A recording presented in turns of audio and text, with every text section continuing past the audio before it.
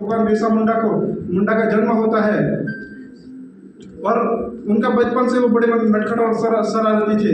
उनको बांसुरी बजाने का बहुत शौक था और बांसुरी बजाने में इतने मशगूल हो जाते थे कि जब वे बांसुरी भेड़ बकरियां चराने जाते थे तो कई भेड़ बकरियां भी गुम हो जाती थी। ऐसे बांसुरी बजाने में मुक्त इसी कारण के तंग आ चुके थे माता पिता, तो उन्होंने मामा के घर सालगा भेज दिया और वहाँ सालगा से उनको शिक्षा के लिए भेजा गया। आदिवासी पर इतना अत्याचार करते थे कि किसी आदिवासी को पढ़ना था तो अंग्रेजों के ईसाई धर्म को अपनाना पड़ता था। जो भी ईसाई धर्म को अपनाएगा उनको ही शिक्षा दिया जाएगा। इसलिए भगवान बिरसा मुंडा ने मात्र शिक्षा प्राप्त करने हेतु के लिए ईसाई धर्म अपनाया था और वह सालगा में अभ्यास किया था। उन्होंने वहाँ पर उनके गुरु जयपाल नागने का मुलाकात होती है और जीवन में गुरु का बहुत महत्व है। जयपाल नागरे ने बिरसा मुंडा को ऐसे तैयार किया कि अंग्रेजों की नीति थी, किस तरह से अत्याचार करते थे, किस तरह से शोषण करते, ये सब पढ़ाया और अंग्रेजों बिरसा मुंडा को वो रामायण महाभारत ऐसे ग्रंथ नहीं पढ़ने देते थे, लेकिन जयपाल नागरे ने उनको छुप कर पढ़ाया।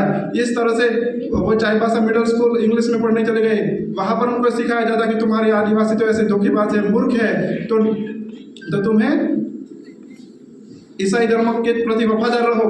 और जैसे ही बिरसा मुंडा को पता चला कि अरे ये तो हमारे आदिवासी लोगों को हमारे खिलाफ ही भड़काने का काम कर रहे हैं, और तुरंत ही जागरूक हो गए और वो अपने आदिवासी लोगों के पास फिर से आ गए।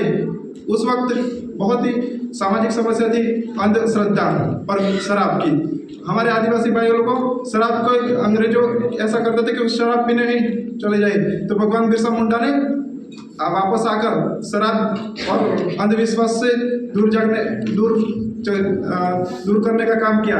सभी लोगों को संगठित किया और एक युवान के लिए कितना बहुत कठिन काम होता है कि लोगों को संगठित करना और अंग्रेजों के अत्याचार के शोषण से बचाना, ये बहुत बड़ा युवान के लिए काम होता है। आज का युवान देखो तो उसको कितनी समस्या है कि कोई उसको छोड़कर बात नहीं करता, तो मैं मर जाऊंगा, वो करूंगा। ऐसी छोटी छोटी बातों पर युवान आत्महत्या करने के लिए चला जाता है। और उस वक्त का युवान देखो भगवान बिरसा मुंडा, जिसने 7,000 से अधिक लोगों को इकट्ठा किया और देश